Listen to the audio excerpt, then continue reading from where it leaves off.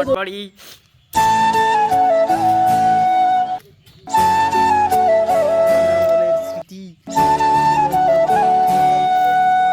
দর্শক, আজকে চলে আসলাম একটি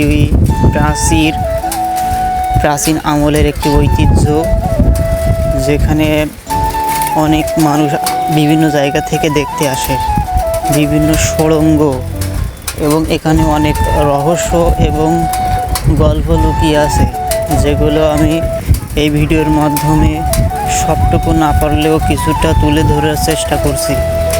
আপনারা লক্ষ্য করছেন আমি আপনাদের ভিতরকার পরিবেশ দেখানোর চেষ্টা করছি।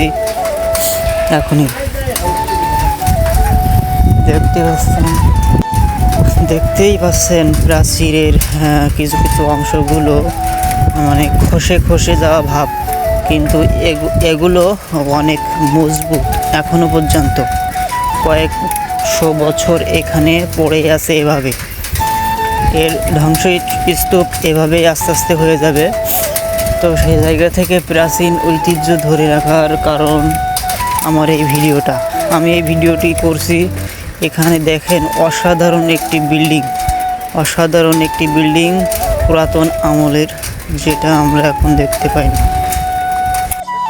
আপনারা দেখতে পাচ্ছেন আমার পিছনেই কিন্তু অবস্থান করছে।